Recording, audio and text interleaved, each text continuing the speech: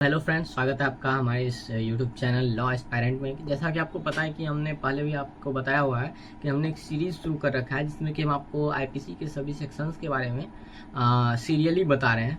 अभी तक हमने 18 सेक्शंस जो हैं होते हैं आईपीसी के, उनके बारे में आपको जानकारी दे दी है। आज बारी है section 19 of IPC. Section 19 of IPC क्या बोलता है, इसमें क्या एक्सप्लेनेशंस हैं वो सभी हम आपको आज बताने वाले हैं। तो वीडियो में अंत तक बने रहिए। अगर वीडियो अच्छा लगता है तो एक प्यारा सा कमेंट करिए, हमारे चैनल को सब्सक्राइब करिए। तो चलिए वीडियो को शुरू करते हैं।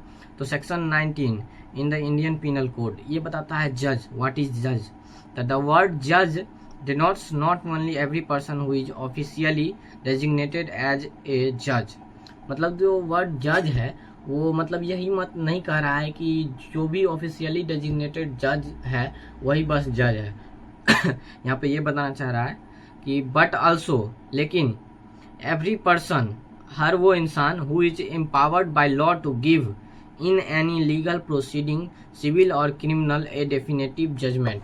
मतलब किसी भी सिविल और क्रिमिनल मामले में अगर कोई ऐसा इंसान जो किसी भी क्रिमिनल या सिविल मामले में लॉ के द्वारा एम्पावर्ड है जजमेंट देने के लिए, मतलब यहाँ पे डेफिनेटिव जजमेंट देने के लिए अगर वो एम्पावर्ड है तो उसे जज कहा जा सकता है। वो जज होगा आईपीसी के तहत। आईपीसी में माना गया है, आईपीसी में ये लिखा गया है और एक्सप्लेन किया गया है।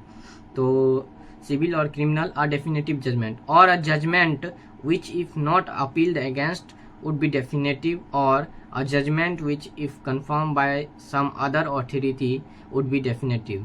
तो डेफिनेटिव क्या होगा? डेफिनेटिव जजमेंट जो यहाँ पे लिखा हुआ है उसका बताया है कि व्हाट इज डेफिनेटिव जजमेंट। तो डेफिनेटिव जजमेंट वो हुआ जो कि अपील नहीं किया गया हो कहीं। जैसे कोई अगर जजमेंट करते हैं कोई भी जज हमारे और उसको अपील नहीं किया जाता है तो वो एक डेफिनेटिव जजमेंट बन जाता है, उसको डेफिनेटिव जजमेंट माना जाएगा। और अगर एक ये भी है डेफिनेटिव जजमेंट का, और एक और क्राइटेरिया है, अगर कोई भी जजमेंट किसी अथॉरिटी द्वारा, लॉ के वही अथॉरिटी द्वारा कंफर्म कर दिया जाए। जैसे कोई एक लॉयर कोर्ट अपना जजमेंट देती है और उसको हायर कोर्ट अगर कंफर्म कर दे तो वो डेफिनेटिव जजमेंट बन जाता है। तो डेफिनेटिव जजमेंट जो वर्ड था उसका यहाँ पे एक्सप्लेनेशन था, मैंने आपको एक्सप्लेन कर दिया है। तो चलिए आगे देख लेते हैं। और who is one of the body of person, which body of person is empowered by a law to give such a judgment, illustrations। और ए यहाँ पे बताया गया कि अब एग्जाम्पल्स है हमारे पास कि कौन कौन यहाँ पे ये जो मामला बताया है कि जज बस एक अपॉइंटेड आदमी ही नहीं हो सकता है, उसके लिए अलग अलग क्राइटेरिया भी है कि कोई एवरीवन कैन बी अ जज if he is empowered by the law to judge a case which is whether a criminal or a civil case। तो चलिए जानते हैं कि कौन कौन जज हो सकता है। तो ए में लिखा हुआ है अ collector exercising jurisdiction in a suit under act 10 of 1859 is a जज। तो देखिए किसी केस में नहीं, एक्ट 10 ऑफ 1859 का जो केस होता है उसको प्रैक्टिस करते हुए उसमें जजमेंट देते हुए कलेक्टर भी जज बन जाते हैं। मतलब उस केस को देखते हुए कलेक्टर को भी जज माना जाता है। तो यहाँ पे आप देखें कि कलेक्टर कैसे जज हो गए। तो इसीलिए बताया गया कि एवरीवन कैन बी जज। ऊपर लिखा हुआ था ना कि जज बस एक अपॉइंटेड आदमी ही नहीं होगा, कोई भी जज हो सकता है। तो उसका ये फर्स्ट एग्जाम्पल था और एकदम सुटेबल एग्जाम्पल था। B, a magistrate exercising jurisdiction in respect of a change on which he has power to sentence to fine or imprisonment with or without appeal is a judge।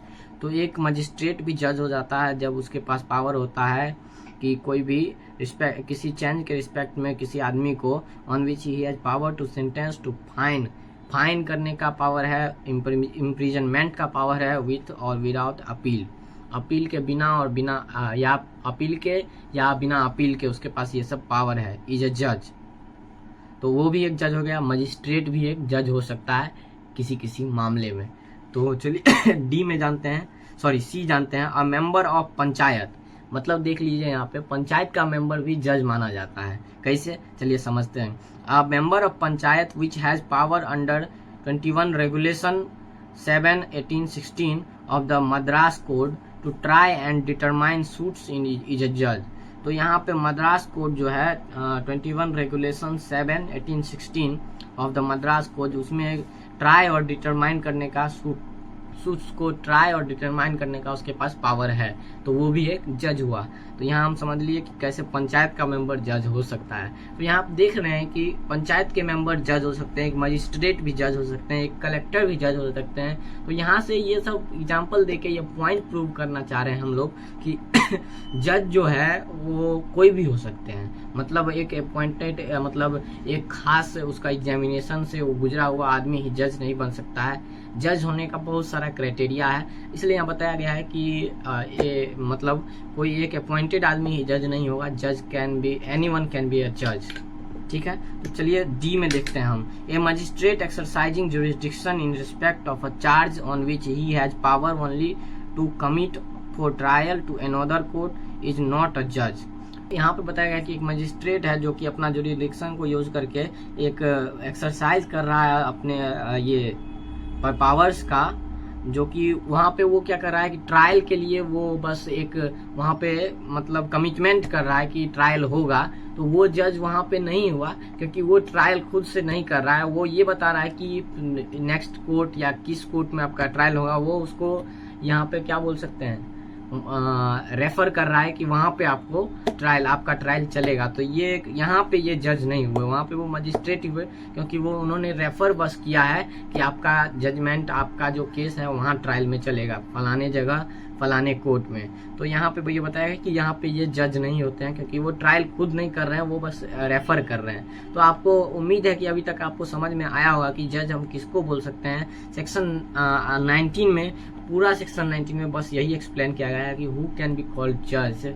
और यहाँ पे आपने देखा कि एक पंचायत का मेंबर जज हो सकता है, एक मजिस्ट्रेट जज हो सकते हैं, एक कलेक्टर जज हो सकते हैं। तो अलग अलग केसेस में ये सब होता है।